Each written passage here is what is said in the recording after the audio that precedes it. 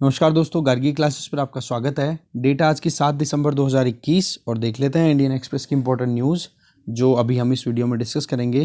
देखो, first news है front page से, वो हम देखेंगे इंडिया रशिया रिलेशंस को लेकर के। तो चलिए देखते हैं इसको डिटेल में। अभी देखो, अभी Russian president Vladimir Putin India के विजिट पे आए हुए हैं।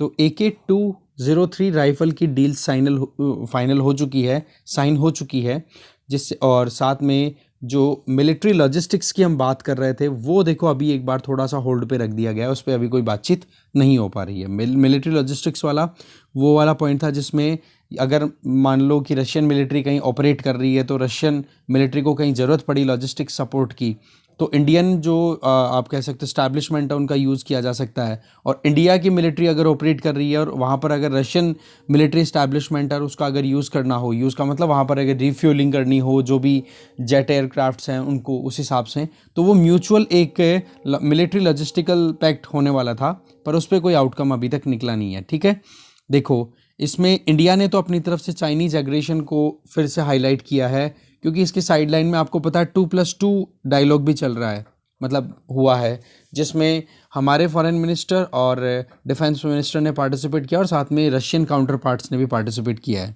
ठीक है जी। इसके अलावा अगर देखें तो S-400 मिसाइल्स का मिसाइल सिस्टम है, उसकी कंसाइनमेंट का जो फर्स्ट स्टफ़ है वो भी अभी इस महीने में डिलीवर होने के जहाँ तक स्कोप है, चांसेस पूरे हैं, मिल जाएगा। तो उसी टाइम पर मिलना। दूसरी तरफ USA का एग्जिट करना अफगानिस्तान से, तो ऐसे में ये मीटिंग अपने आप में बहुत ही ज़्यादा इंपॉर्टेंट थी।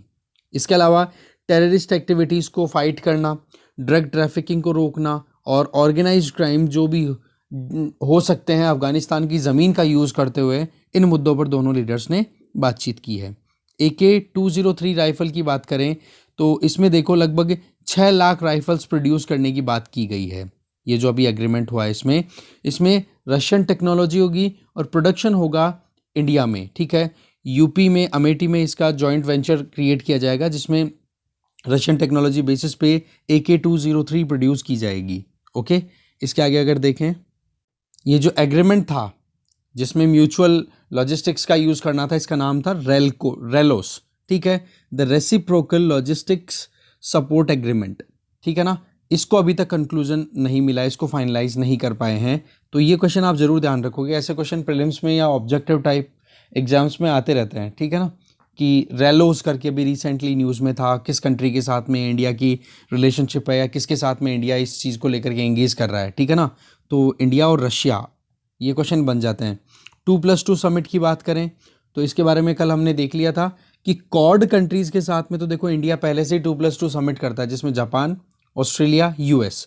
अब रशिया के साथ में भी स्टार्ट कर दिया 2+2 समिट। ओके, ये अब मैंने बताई दिया इसमें कि 200 ये AK-203 rifles, 6 lakh rifles produce की जाएगी। ये जॉइंट वेंचर होगा जो कि यूपी के अमेठी में, ये इसका जॉइंट वेंचर मतलब वो बनाने का जो प्रोडक्शन का जो सेंटर है वो वहाँ पे होगा। और आप देख सकते हो 5,000 करोड़ रुपए की ये डील है। इसके अलावा चाइना ने जो एग्रेशन दिखाया है लाइन ऑफ एक्चुअल कंट्रोल पे, उसको भी इंडिया ने अपनी तरफ से हाईलाइट किया है। ठीक है, इसके अलावा इंडो पैसिफिक स्ट्रेटजी पर भी बातचीत हुई है दोनों कंट्रीज़ के बीच में। इसके आगे terrorist groups for example ISIS, ठीक है, अलकायदा, लश्कर ए तैयबा, इनको भी कैसे भी करके अफ़गानिस्तान की टेरिटरी का इनके लिए यूज़ ना हो, इसके लिए भी बातचीत हुई है दोनों लीडर्स के बीच में। ठीक है, यही मेन चीज़ थी। और ह्यूमैनिटेरियन सिचुएशन जो अफ़गानिस्तान में अभी जितनी ग्रेवर होती चली जा रही है, तो उनको असिस्टेंस देने के लिए भी बातचीत हुई है दोनों के बीच में। तो ये कुछ बातें थी इन दोनों कंट्रीज़ के बीच में। तो कल भी हमने बात कर ली थी, आज भी। तो इस तरीके से ओवरऑल मोटी मोटी जो बातें थी वो कवर हो गई है। आगे चलते हैं। इसके आगे जो नेक्स्ट इंपॉर्टेंट न्यूज़ है वो देखो पेज नंबर 3 से है। यहाँ पर हम देखेंगे बिहार, नागालैंड और यूपी, यहाँ पर सबसे ज़्यादा गांजा सीज किया गया है। ठीक है, ये बात कही है DRI ने। देखते हैं इस मुद्दे को भी। देखो, डायरेक्टरेट ऑफ रेवेन्यू इंटेलिजेंस जो कि फाइनेंस मिनिस्ट्री के अंडर काम करती है, ओके, तो उनके द्वारा एक रिपोर्ट रिलीज़ की गई है कि गांजा, जिसको हम कैनबिस भी बोलते हैं, इसका सबसे ज़्यादा जो जिसकी पकड़ की गई, सीज किया गया है, वो सबसे ज़्यादा हुआ है बिहार में। ठीक है, तो ये डेटा आप देख सकते हो 2020-2021 का है, जिसमें 13,446 किलोग्राम गांजा जो है वो बिहार में पकड़ा है, जिसमें आप कह सकते हो लगभग 12 केसेस रजिस्टर हुए। दूसरे नंबर पे फिर नागालैंड का नंबर है जहाँ पर 9001 किलोग्राम गांजा सीज हुआ है। और फिर तीसरे नंबर पे आ गया यूपी का, जहाँ पर 8386 किलोग्राम गांजा सीज हुआ है। ठीक है, इसके अलावा आप देख सकते हो कि दूसरे ऐसे एरिया जहाँ पर गांजा बहुत ज़्यादा प्रेवलेंट रहा या फिर कुछ केसेस आए, उनमें छत्तीसगढ़, तेलंगाना, महाराष्ट्र, आंध्र प्रदेश, ये यहाँ पर एक कॉमन चीज़ निकल के आ रही है कि जहाँ पर नक्सलिज्म ज़्यादा प्रेवलेंट है उस एरिया में ये गांजा सीज ज़्यादा हुआ है। इसके अलावा हमारे यहाँ पर जो एक्ट है एनडीपीएस एक्ट, उसमें गांजा को बिल्कुल इलीगल कंसिडर किया हुआ है। यहाँ पर देख सकते हो कि गांजा को कंट्रोल, मतलब इलीगल नहीं, कंट्रोल करना है किसके अंडर में, narcotics, drug and psychotropic substance act के अंडर में। ठीक है, पर जो लेफ्ट विंग एक्सट्रीमिज्म है, जिसको मैंने अभी बताया आपको कि नक्सलिज्म जहाँ पे ज़्यादा फैला हुआ है उन स्टेट्स में ज़्यादा केसेस आ रहे हैं, तो बोले एक कंसर्न और ज़्यादा ऐड हो जाता है। ठीक है, तो ये गांजा से रिलेटेड एक मुद्दा था, ये भी हमने देख लिया। आगे चलते हैं। आगे चलने से पहले ये एनडीपीएस एक्ट जो है ना, इसकी डिटेल एक बार आप यूपीएससी पॉइंट ऑफ व्यू से ज़रूर पढ़ोगे। ओके, चलते हैं नेक्स्ट। फिर देखो वर्ल्ड पेज पे ऐसी तो कोई इंपॉर्टेंट न्यूज़ नहीं है जिसको हमें डिटेल में देखना हो, बस एक अगर सरसरी तौर पे नज़र डालें तो एक तो ये है यूएई के जो एडवाइज़र हैं, टॉप एडवाइज़र हैं, वो ईरान की विजिट पे गए हैं न्यूक्लियर टॉक को लेकर के। क्योंकि आपको पता है JCPOA ये एग्रीमेंट 2015 में हो गया था, पर यूएसए के विड्रॉ होने के बाद में इतना इफेक्टिव रहा नहीं। फिर ईरान ने भी अपनी तरफ से न्यूक्लियर फैसिलिटीज़ को और एनरिच कर लिया था। ये JCPOA को ईरान न्यूक्लियर डील भी बोला जाता है, जिसमें कुछ एग्रीमेंट ऐसा था कि ईरान अपनी न्यूक्लियर फैसिलिटीज़ को जो है वो अंडर कंट्रोल रखेगा और ऑब्जर्वेशन में रखा जाएगा IAEA के अंडर में, जो कि एटॉमिक वॉच डॉग के नाम से भी जाना जाता है, इंटरनेशनल एटॉमिक एनर्जी एजेंसी। ठीक है ना, तो इसके बारे में आप ज़रूर पढ़ोगे। यूनाइटेड नेशन की एक इम्पॉर्टेंट एजेंसी है, ज़रूर देखोगे आप। और UNGA को ये सीधा, अब UNGA और UNSC को अपनी तरफ से रिपोर्ट सबमिट करता है, ये बड़ी इंपॉर्टेंट एंटिटी है। ओके, और इसके अलावा आंग सान सू की, म्यांमार की जो मेन लीडर है, डेमोक्रेसी का मेन फेस है, उनको देखो अभी 4 साल के लिए फिर से जेल में डालने की बात कर दी गई है वहाँ पर। तो इस चीज़ को लेकर के एक बहुत ज़्यादा प्रोटेस्ट आउटब्रेक हो रहा है। ठीक है, और आंग सान सू की का जो नाम है वो जब से आप डेमोक्रेसीज़ के बारे में पढ़ना शुरू करोगे ना, 9th की बुक में भी है, 10th की बुक में भी इनका नाम आ जाएगा आपके सामने। इसके अलावा आप देख सकते हो 11th में जो पॉलिटिकल थ्योरीज़ वाली जो बुक है उसमें भी इनका नाम आता है। ठीक है, इसके अलावा ये भी आप देख सकते हो साउथ एशिया में, म्यांमार वाले एरिया में जो भी डिस्टर्बेंसेस क्रिएट हुई हैं उसमें भी। तो मतलब ये पर्सनैलिटी अपने आप में बहुत इंपॉर्टेंट है अगर कंटेम्प्रेरी पॉइंट ऑफ व्यू से देखे जाए इंटरनेशनल पॉलिटिक्स में। ठीक है, अब फिर से इनको जेल में डाल दिया गया है, ये कह के कि कोविड अप्रोप्रिएट बिहेवियर की बजाय इन्होंने जो जुंटा रूल चल रहा है, मिलिट्री रूल चल रहा है, उसके खिलाफ़ में लोगों को ज़्यादा भड़काया है और कोविड ज़्यादा फैल गया है इस वजह से। तो ये केस इनके अगेंस्ट में चला दिया गया है, जो कि अपने आप में बहुत ही ज़्यादा दुखद है बात, सीधी सी है ये। इसके अलावा आप देख सकते हो ओमिक्रॉन के केसेस यूरोप में बढ़ रहे हैं, पर हाँ एक चीज़ है कि केसेस चाहे यूरोप हो चाहे US में हो, ओमिक्रॉन के बढ़ तो रहे हैं, पर जो हॉस्पिटलाइजेशन ज़्यादा हो रहा है वो अभी भी डेल्टा की वजह से हो रहा है, डेल्टा वेरिएंट जो है उसकी वजह से। ओमिक्रॉन एक नॉर्मल फीवर या फिर हल्की फुल्की जो माइल्ड सिम्टम्स आते हैं हमारे कॉमन कोल्ड के, बोलो उसी तरीके के सिम्टम्स ज़्यादा दिखाई दे रहे हैं। ठीक है जी, एक छोटी सी न्यूज़ इधर है कि अपनी तरफ से रिलीजियस अफेयर्स को और ज़्यादा टाइटली कंट्रोल करने के लिए चाइना के प्रेसिडेंट शी जिनपिंग ने अपनी तरफ से एक शुरुआत और कर दिया, जिससे कि वो अपनी नेशनल सिक्योरिटी को इंश्योर कर सकें। अब देखो चाइना की अगर बात करें तो ये भी मल्टी रिलीजियस कंट्री है, जहाँ पर बुद्धिस्ट भी हैं, मुस्लिम्स भी हैं, प्रोटेस्टेंट क्रिश्चियंस भी रहते हैं, कैथोलिक्स भी रहते हैं, जो कि इतना ज़्यादा डाइवर्सिफाइड होने के चलते रिलीजन का नाम लेकर के अगर कहीं पर भी, अब चाइना में तो देखो कम्युनिस्ट रिजीम है, अथॉरिटेरियन रिजीम है, तो वो तो वैसे भी अपनी तरफ से इस तरीके के जो रिलीजियस फ्रीडम है उसके चलते अपने खुद की सिक्योरिटीज़ को कहीं पे भी स्टेक पे नहीं लगने देंगे। तो इसका नाम लेकर के और ज़्यादा अब ये चिंता की बात है, ये मान के चलो। ठीक है, इसके अलावा अगर हम देखें इंपॉर्टेंट न्यूज़ तो यहाँ पर इतनी कोई है नहीं, आगे चलते हैं। अब फिर आपके लिए एक छोटी सी टास्क है, अफ्स्पा एक्ट के बारे में आप ज़रूर पढ़ोगे। ठीक है ना, देखो नागालैंड में अभी आपको पता है कि 14 जो सिविलियंस उनकी डेथ हो गई। अब शुरुआत में न्यूज़ भी थी इसमें, मतलब फ्रंट पेज पे, कि भाई मिस इन्फॉर्मेशन या फिर कुछ गलत इंटेलिजेंस मिलने के चक्कर में जो इनोसेंट लोग थे उनकी डेथ हो गई और आर्मी पर्सनल्स ने वहाँ पर ओपन फायर कर दिया, तो उसकी वजह से प्रॉब्लम हो गई। तो ऐसे में वहाँ पर देखो AFSPA, that means armed forces special power act, ये अभी चल रहा है। तो इस एक्ट को विड्रॉ करने की बात की जा रही है, ठीक है ना। तो इस एक्ट के बारे में आप यूपीएससी पॉइंट ऑफ व्यू से ज़रूर पढ़ोगे। अफ्स्पा, AFSPA, बड़ा इंपॉर्टेंट एक्ट है, ध्यान रखें। और कमेंट बॉक्स में आप मुझे बताओ कौन कौन से स्टेट्स में अभी ये एप्लीकेबल है। इसके आगे एक न्यूज़ हो रहा है, वो हम डिटेल में देखेंगे कि महाराष्ट्र में जो 27% रिजर्वेशन देने की बात की गई थी ओबीसीज को, अभी जो स्टेट में जो लोकल बॉडी इलेक्शन आ रहे हैं उनमें, तो उसको देखो सुप्रीम कोर्ट ने उस पर स्टे लगा दिया है। तो इस मुद्दे को आप देखते हैं डिटेल में। तो ऐसी बात है, 27% रिजर्वेशन की बात की गई थी अदर बैकवर्ड क्लासेस को महाराष्ट्र में जो लोकल बॉडी इलेक्शंस आ रहे हैं उनमें। तो सुप्रीम कोर्ट ने देखो स्ट्रक डाउन कर दिया है इस प्रोविज़न को। वैसे तो महाराष्ट्र गवर्नमेंट ने अपनी तरफ से नोटिफिकेशन डिक्लेयर कर दिया था कि जी हम 27% कोटा दे रहे हैं ओबीसीज को, और आपको पता है कि जो लोकल बॉडीज़ के इलेक्शंस होते हैं वो स्टेट इलेक्शन कमीशन कराता है, ठीक है ना। स्टेट इलेक्शन कमीशन कराता है, जिसका कॉन्स्टिट्यूशन आपको पता होना चाहिए 73rd कॉन्स्टिट्यूशनल अमेंडमेंट एक्ट के अंडर में किया गया था, ठीक है। तो जो सुप्रीम कोर्ट की बेंच है उसको लीड कर रहे थे AM Khanwilkar, justice AM Khanwilkar. तो उन्होंने कहा कि बोले एक प्रॉपर प्रोसीडिंग्स के थ्रू ये अगर रिजर्वेशन दिया जाता तो एक मुद्दा रहता, पर वो प्रोसीडिंग्स को बाईपास किया गया, केवल वही पॉलिटिकल गेन, वोट बैंक को गेन करने के लिए ये रिजर्वेशन को एक टूल की तरह यूज़ कर रही हैं पॉलिटिकल पार्टीज़, ठीक है जी।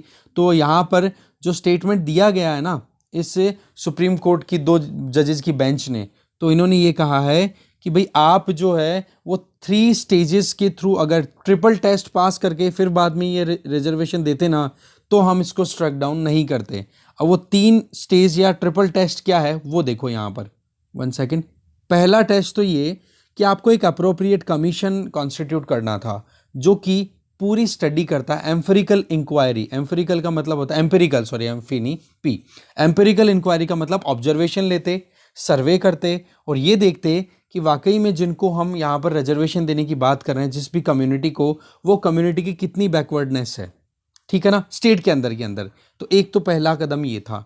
फिर उसके बाद में कि आप जब रिजर्वेशन के लिए जा रहे हो तो आपको स्पेसिफाई करना था कि कितना प्रोपोर्शन रिजर्वेशन के लिए आप प्रोविज़न करना चाह रहे हो। जैसे 27% आपने मेंशन कर दिया, पर उसके पीछे आपका जो कमीशन का जो लेवल था, कमीशन कॉन्स्टिट्यूट करना, वो सारे जो स्टेजेस थे उसमें कहीं ना कहीं कमियां हैं, वो आपने सही तरीके से किया नहीं इस स्टेज को। दूसरा, लोकल बॉडीज़ में जो आप दे सकते हो रिजर्वेशन देने की बात कर रहे हो, तो वो रिजर्वेशन की परसेंटेज कमीशन के द्वारा जो रिकमेंड की जा रही परसेंटेज है उसके हिसाब से करना चाहिए। ऐसा नहीं कि कमीशन ने तो बोल दिया 20% रिजर्वेशन दे दो या 15%, और यहाँ पर आपने रिजर्वेशन दे दिया 27% कि भाई पॉलिटिकल गेन के हिसाब से कर लेते हैं, है ना। तो ये दूसरा प्रोविज़न है।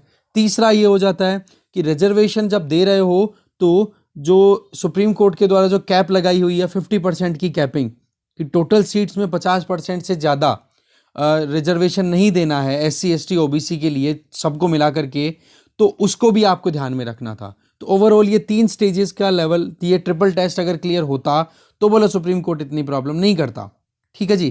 तो ये है ट्रिपल टेस्ट। और रिजर्वेशन की जब भी बात आए तो आप ये बता सकते हो। और एक चीज़ ज़रूर कि एथिक्स में या फिर कहीं पर भी आप केस स्टडी अगर डील कर रहे हो, आपसे पूछा जाए कि क्या सोल्यूशन हो सकता है, तो जब आपको सोल्यूशन आए ना 2-3, वो तो सोल्यूशन उस टाइम पे ऑन द स्पॉट बता दो। और फिर बाद में यूँ लगे कि यार यहाँ पर कोई कमेटी या कमीशन को कॉन्स्टिट्यूट किया जा सकता है, तो वो आप ज़रूर बोलो, चाहे इंटरव्यू में जवाब हो, चाहे फिर आपका एथिक्स में केस स्टडी लिख रहे हो, तो वहाँ पर ये ज़रूर आप लिख सकते हो, ठीक है ना।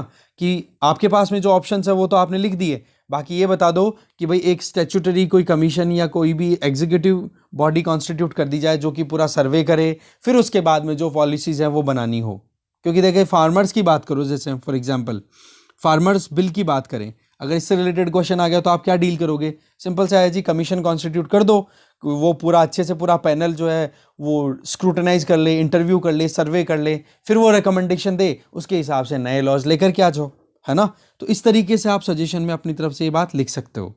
ओके, तो ये था 27% reservation in local bodies by Maharashtra government, पर उसको सुप्रीम कोर्ट ने स्टे कर दिया है।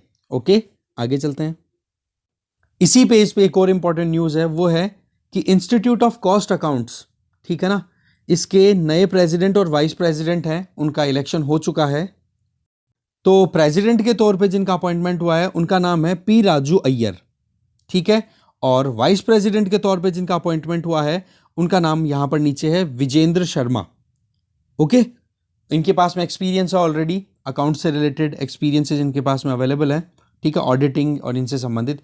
ये जो ऊपर पी राजू अय्यर हैं, इनके पास में पिछले 4 दशकों का 40 साल का एक्सपीरियंस है, ठीक है ना। और आप देख सकते हो ये central council of the institute for, मतलब इसमें सेंट्रल काउंसिल के भी वो चेयरमैन रह चुके हैं। खैर, मुद्दा आ जाता है इस पर्टिकुलर एंटिटी, इस पर्टिकुलर बॉडी के बारे में। तो देखो, institute of cost and accounts जो है ये एक स्टैट्यूटरी बॉडी है। सबसे पहली चीज़ तो ये क्वेश्चन बनता है ऐसे कि recently institute of cost accounts news में था, ये कोई एग्जीक्यूटिव बॉडी है, कॉन्स्टिट्यूशनल बॉडी है या क्या है? स्टैट्यूटरी बॉडी, मतलब पार्लियामेंट के द्वारा एक कानून बनाया गया और उस कानून के तहत इस बॉडी को कॉन्स्टिट्यूट किया गया। फिर दूसरा ऑप्शन ये बन जाएगा कि ये मिनिस्ट्री ऑफ फाइनेंस के अंडर में है, ठीक है ना। कॉस्टिंग अकाउंटिंग की बात आ गई जी, इसका आंसर दूसरा है, मिनिस्ट्री ऑफ कॉर्पोरेट अफेयर के अंडर में आता है, ठीक है। फिर तीसरा स्टेटमेंट, इसी पैराग्राफ में से स्टेटमेंट बनेंगे, ठीक है। फिर तीसरा स्टेटमेंट ये बन जाएगा कि ये वर्ल्ड की लार्जेस्ट अकाउंटिंग बॉडी है। जी बिल्कुल नहीं, ये वर्ल्ड की second largest cost and management accounting body है। हाँ, एशिया की लार्जेस्ट है, ये बात ठीक है। अब आप ढूंढोगे, आपके लिए टास्क है क्योंकि मैंने बिल्कुल भी नहीं ढूंढा है। अब आप ढूंढोगे कि वर्ल्ड के सबसे बड़ी जो अकाउंटिंग एंटिटी है, या फिर आप कह सकते हो largest cost and management accounting body कौन सी है, कौन से कंट्री में है, क्योंकि दूसरी तो इंडिया की हो गई वर्ल्ड की, और एशिया में तो लार्जेस्ट है।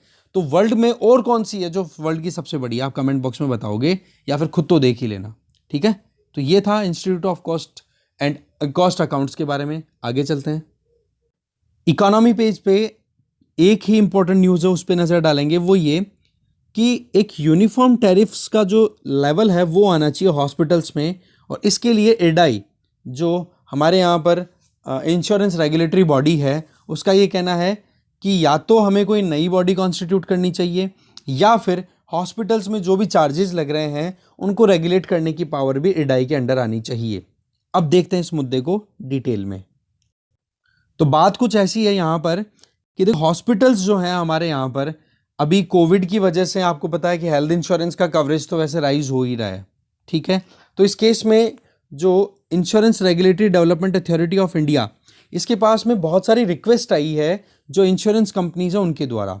वो ये कि भाई, हम जो प्रीमियम लेते हैं, इंश्योरेंस जो भी लेते हैं, उसके लिए जो प्रीमियम दिया जाता है मंथली बेसिस पे या एनुअल बेसिस पे, जिससे कि फिर बाद में जो भी इंडिविजुअल अगर अनफोर्सिन सर्कमस्टांसेस में स्टक हो जाए, हेल्थ इशू आ जाए, तो वो क्लेम कर सके पैसा लेकर के और अपना इलाज करवा सके, अपना और अपने फैमिली मेम्बर्स का, जैसा उनका प्लान है उसके हिसाब से। तो बोला, हमारे यहाँ तो हमें तो जो प्रीमियम मिलता है वो तो कर दिया फिक्स आपने, पर हर साल 5 से 10% का वेरिएशन हमें मिल रहा है। हॉस्पिटल्स के जो चार्जेस लग रहे हैं उनमें इंक्रीमेंटल, तो इस चक्कर से हमें तो प्रीमियम कम मिल रहा है पर हॉस्पिटल में चार्जेस राइज हो रहे हैं। तो जब कभी भी कोई क्लेम करता है इंश्योरेंस को अपने को, तो उसके बाद में बोला हमारे ऊपर लोड ज़्यादा बन जाता है। तो इसके लिए मेन डिमांड की जा रही है। तभी फिर एडाई ने कहा कि भाई, हॉस्पिटल्स को भी कहीं हमें भी रेगुलेट करने की ज़रूरत है। 5 से 10 नहीं, 10 से 15% तक हॉस्पिटल चार्जेस जो हैं वो तो बढ़ रहे हैं, पर एडाई जो एडाई के अंडर में जो इंश्योरेंस कंपनीज है उनको प्रीमियम राइज करने का बिल्कुल भी अलाउ नहीं कर रखा। अब सीधी सी बात है कि जब क्लेम किया जाएगा वो तो हॉस्पिटल के चार्जेस के हिसाब से पे करना पड़ेगा उस इंश्योरेंस कंपनी को, पर उस इंश्योरेंस कंपनी को 10 से 15% हॉस्पिटल चार्जेस राइज होने के बावजूद भी अपने प्रीमियम राइज करने का स्कोप नहीं दिख रहा।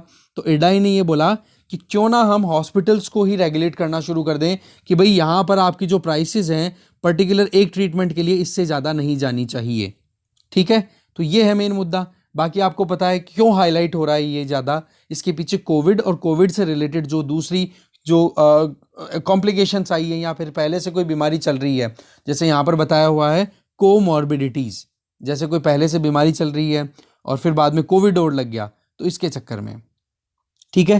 तो ऐसे में आप देखो, जनरल इंश्योरेंस काउंसिल जो कि लगभग 34 जनरल इंश्योरर कंपनीज को रिप्रेजेंट करने वाली है, उन्होंने पहले भी रिक्वेस्ट की है इस चीज़ को लेकर के कि एडाई जो है वो हॉस्पिटल्स को रेगुलेट करे।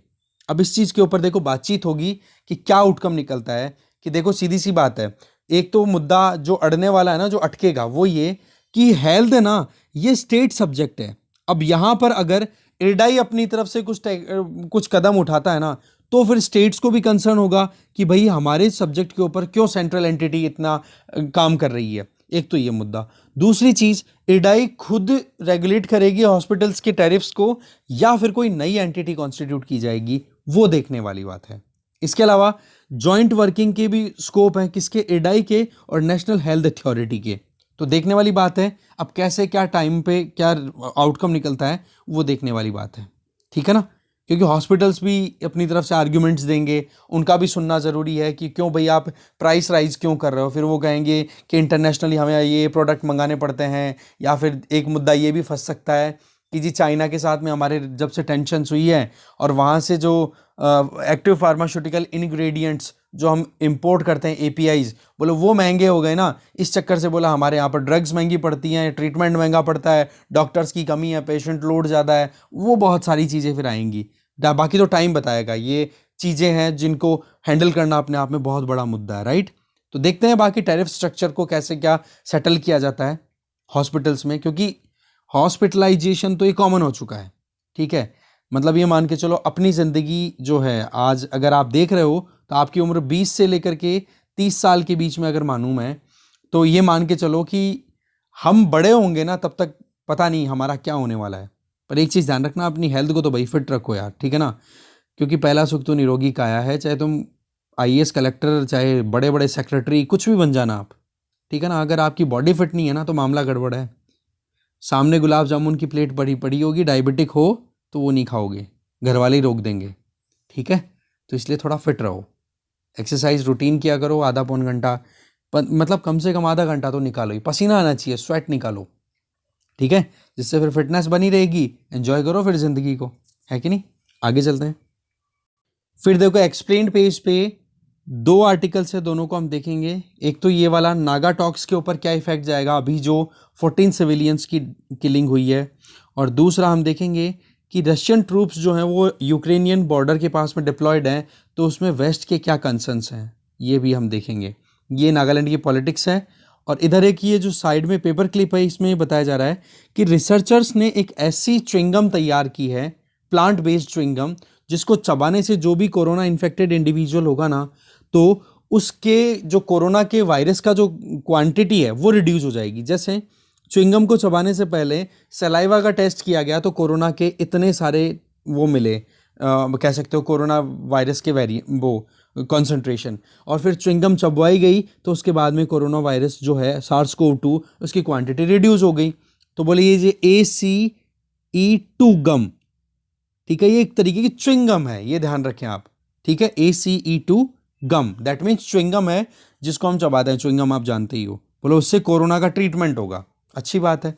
अब देख लेते हैं ये 2 आर्टिकल्स, इनको डिटेल में हम। पहला जो पॉइंट है वो देखो, रशियन ट्रूप्स वो जो कि यूक्रेन की बॉर्डर पे डिप्लॉयड हैं, उनको लेकर के वेस्ट में क्या कंसर्न चल रहे हैं। वैसे तो यूक्रेन की इस्टेब्लिशमेंट का ये कहना है कि रशिया ने लगभग 90,000 अपने मिलिट्री पर्सनल्स को, ट्रूप्स को डिप्लॉय कर रखा है बॉर्डर पे। और ये चीज़ यूएस की इंटेलिजेंस रिपोर्ट भी अपनी तरफ से हाईलाइट कर रही है कि जो रशिया है वो यूक्रेन को कभी भी इन्वेड कर सकता है। देखो 2014 में इसी तरीके की एक्टिविटी रशिया ने की थी, जब क्रीमिया को सीज कर लिया था एक मिलिट्री ऑपरेशन कंडक्ट करके। तब से अगर देखा जाए तो अपने आप में ये टेंशन जो है वो कम नहीं हो रही है यूक्रेन में, क्योंकि यूक्रेन में जो लोग हैं, वहाँ के लोकल्स हैं, उनमें कुछ तो हैं जो प्रो रशियन हैं, रशिया को फेवर करते हैं, और कुछ हैं जो प्रो वेस्टर्न हैं। तो वो जो कंट्री में ही जो डिवीज़न है ना, उसी की वजह से इस देश की बर्बादी हमेशा बनी रह रही है। ठीक है, 2014 में जब आप देखोगे क्रीमिया को एनेक्स किया था रशिया ने, है ना, अपनी खुद की जब्त कर लिया था, सीज कर लिया था। ये वर्ल्ड वॉर सेकंड के बाद में पहला ऐसा इंसिडेंट था जब किसी एक यूरोपियन कंट्री ने अपने पड़ोसी देश की ज़मीन को हड़पा हो। ठीक है, यूक्रेन की अगर बात करें तो देखो यूएसएसआर जो था ना, यूएसएसआर का ये पार्ट हुआ करता था, और रशिया के बाद में सबसे बड़ा और सबसे इंपॉर्टेंट अगर कोई देश था तो वो यूक्रेन ही था। अब जैसे ही यूएसएसआर डिसइंटीग्रेट हुआ है, उसके बाद में रिपब्लिक्स बने बहुत सारे, उनमें रशिया के बाद में अभी सबसे इंपॉर्टेंट यूक्रेन ही है, जो कि क्रूशियल है रशिया के लिए, था भी और है भी। कैसे? स्ट्रेटेजिकली कैसे? कि जो वेस्टर्न कंट्रीज हैं उनसे आइसोलेट करता है यूक्रेन रशिया को, एक बफर का काम करता है। दूसरा, इकोनॉमिकली यूक्रेन में आप देख सकते हो स्टेपीज, वहाँ पर गेहूं की खेती ज़बरदस्त होती है, मिनरल्स की कोई कमी नहीं है। कल्चरली भी रशियन लोग वहाँ पर रहते हैं तो इंटीग्रेटेड फील करते हैं। तो ऐसे में यूक्रेन का जो, जब से रशिया यूएसएसआर का स्प्लिट हुआ है तब से देखो यूक्रेन दो धड़ों में बटा हुआ अंदर से, एक तो वेस्ट की फेवर करने वाला और एक रशिया की फेवर करने वाला। रशिया का ये मानना है कि एथनिकली जो यूक्रेन के लोग हैं वो बोला हमारे ही लोग हैं तो ये हमारा पार्ट होना चाहिए या हमारी तरफ फेवर करना चाहिए, पर वहाँ पर पॉलिटिकल डिवीजन भी ज़बरदस्त है। इसके अलावा यूएस और यूरोपियन यूनियन का ये मानना है कि यूक्रेन जो है वो रशिया को हमारी तरफ बढ़ने से रोकता है, तो कैसे भी करके यूक्रेन को हमें फॉल नहीं होने देना, बचा के रखना है। तो ऐसे में एक तो मुद्दा ये है जो कि मैंने आपको पहले बताया था कि नेटो की मेंबरशिप को लेकर के बहुत बड़ा हाईलाइट हो रहा है। उस टाइम पे मैंने आपको ये बता दिया था कि यूक्रेन ऑलरेडी नेटो का मेंबर है, पर यूक्रेन नेटो का मेंबर बनना चाहता है, और इस चीज़ के बारे में मैंने थोड़ी सी रिसर्च की है, वो मैं आपको बताता हूँ। सीधा हम उसी पे चलते हैं। अभी हम जो देख रहे हैं वो है कि यूक्रेन का नेटो के साथ में क्या रिलेशन है। इस रिलेशन को अगर समझें तो अब चलते हैं नेक्स्ट स्लाइड पे। यहां पर आप देख सकते हो कि 2017 जून में यूक्रेन की पार्लियामेंट ने एक लेजिस्लेशन अडॉप्ट किया था जिसमें यह था कि यूक्रेन जो है वो नेटो का मेंबर बनेगा, ठीक है, और साथ में एक strategic foreign and security policy objective के साथ में एंगेजमेंट रखेगा नेटो के साथ में, ठीक है। फिर 2019 में इसी तरीके से यूक्रेन ने अपने कॉन्स्टिट्यूशन को भी अमेंड कर दिया, ठीक है जी। तो इस तरीके से यूक्रेन का स्टेटस आपको क्लियर होना चाहिए कि यूक्रेन जो है वो बिल्कुल यूरोपियन यूनियन या फिर वेस्टर्न कंट्रीज के साथ में अलाइन करना चाहता है। फिर सितंबर 2020 प्रेसिडेंट वहां के जो थे उन्होंने यूक्रेन के न्यू नेशनल सिक्योरिटी स्ट्रेटजी, जिसमें ये ऑब्जेक्टिव है कि नेटो की मेंबरशिप लेनी है, उसको अप्रूवल दे दिया, ठीक है, और एक डिस्टिंक्टिव मेंबर बनना चाहता है नेटो का। अब सवाल यह है कि क्या यूक्रेन मेंबर बन गया या नहीं। मैंने आपको बताया था बन गया जी, अभी होल्ड पे ही है। यूक्रेन तो चाहता है बनना, अपनी तरफ से लेजिस्लेशन भी पारित कर चुका है, पर अभी नेटो के साथ में जो एग्रीमेंट है, मेंबरशिप वाली लिस्ट जब देखोगे ना आप, तो उसमें यूक्रेन का नाम नहीं है अभी तक। तो यहां पर स्टेटस क्या है कि यूक्रेन ने कॉन्स्टिट्यूशन चेंज कर दिया है और अपना मेंबरशिप पूरा फाइनलाइज कर चुका है, पर उधर से अप्रूवल अभी तक नहीं है। और इसी चीज को लेकर के रशिया यूक्रेन पे दबाव बना रहा है कि क्यों यूक्रेन वेस्टर्न कंट्रीज की झोली में जाके बैठ रहा है, ठीक है। आगे चलते हैं। अब ये जो मेंबरशिप है नेटो की, ये बेसिकली यूक्रेन के दिमाग में तब से ज्यादा हाईलाइट होने लगी है जब से क्रीमिया को एनेक्स कर लिया रशिया ने, ठीक है। अब उसके लिए देखो व्लादिमीर पुतिन ने तो अपनी तरफ से इस तरीके से एक्टिविटीज की कि जी हाँ, जो उनकी डोमेस्टिक पॉपुलैरिटी है उसमें चार चांद लग जाए, ठीक है। दूसरी तरफ 2013 में जो यूक्रेन के प्रेसिडेंट थे जिनका नाम था विक्टर यानुकोविच, ठीक है, उन्होंने डिसीजन ले लिया था कि वो जो हैं वो प्रो रशियन थे, ठीक है। उन्होंने डिसीजन उस टाइम पे क्या लिया था 2013 में कि हम यूरेशियन इकोनॉमिक यूनियन को ज्वाइन करेंगे जिसको लीड रशिया करता है। अब सवाल यह है कि एक तरफ तो यूरोपियन यूनियन है, एक तरफ रशिया है। रशिया की तरफ अगर यूक्रेन के प्रेसिडेंट चले गए तो वहां पर फिर अंदर एक सिविल वॉर का सिचुएशन क्रिएट हो गई, डिस्टर्बेंस होने लग गई थी। और वो डिस्टर्बेंस ऐसी रही कि इन जो प्रेसिडेंट थे उस टाइम पे 2013 में यूक्रेन के, उनको खुद का रिजाइन देना पड़ा, ठीक है। और जैसे ही उन्होंने रिजाइन दिया, क्योंकि वो प्रो रशियन थे और रशिया ने देखा कि बोला ये तो मामला बिगड़ रहा है, और रशिया ने इन्वेड कर दिया क्रीमिया को। और क्रीमिया की लोकेशन अगर आप देखो तो ब्लैक सी के अंदर क्रीमिया ओपन होता है और क्रीमिया को टेक ओवर करते हैं रशिया की पकड़ बन गई किस पे, ब्लैक सी में।